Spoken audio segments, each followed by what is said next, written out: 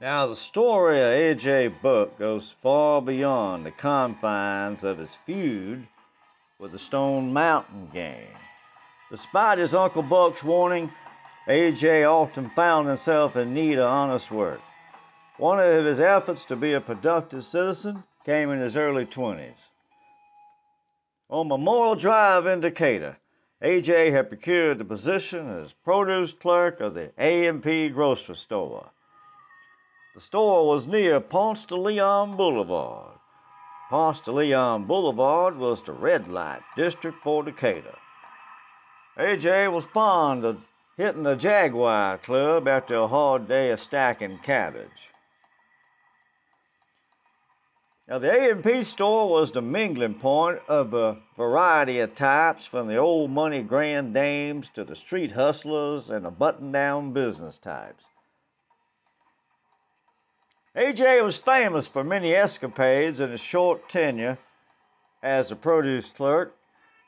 But one of his most memorable moments was brought to life in a movie that he later starred in. You see, A.J. had a lot of irons in the fire, and most likely would borrow a pair of gloves from anybody handy if them irons got too hot. Now, in this movie scene, A.J. was playing himself, and the scene was based on a true incident occurring in that A&P store. A.J. was minding his own business, sorta. Seems he was having a hard time grabbing and stacking some really slippery cucumbers. Now, the cucumbers are treated with a waxy film to make them look good for the customers.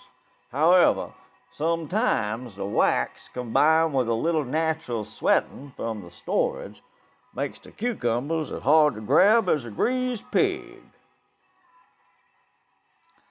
Old A.J. had just seen a mother and a child stroll past, and a little child about 3 to 4 years of age had unexpectedly stuck his middle finger right in A.J.'s face.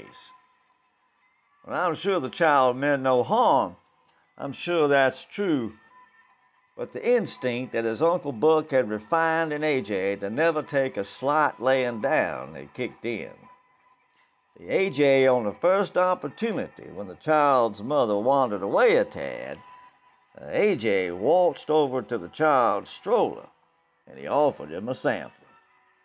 And then, in typical Buck style, he took it back, causing the child some bit of remorse. Apparently, the precocious child recovered his bearings and plotted some revenge. You see, A.J. had pretended to give the child a store sample. The sample of the day was strawberry and cream cheese.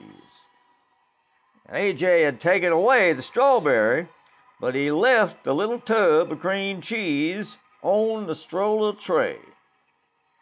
Now, as A.J. was trying to manhandle that slippery case of cucumbers with varying degrees of success, one of the old money grand dames had just rustled past the cabbage and was rummaging through the broccoli and heading to the cucumbers. Now, that child, still somewhat alone, was playing with the cream cheese cup left by A.J. And the old money grand dame was a handsome woman, wearing a button blouse with a couple of buttons fashionably open to better display some of her jewelry. At that precise moment, a moment frozen in infamy, A.J. had grabbed a particularly slippery cucumber. The cucumber propelled from A.J.'s hand straight into the bosom of the old money grand dame.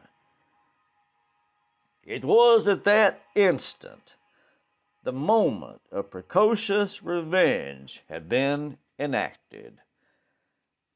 A.J. instinctively reached for the errant cucumber, and in one instant, A.J. was grabbing the errant cucumber, a piece of the woman's brassiere, as the tub of cream cheese, strategically launched by the vengeful toddler, it landed right on that errant cucumber, the woman's brassiere, in A.J.'s hands.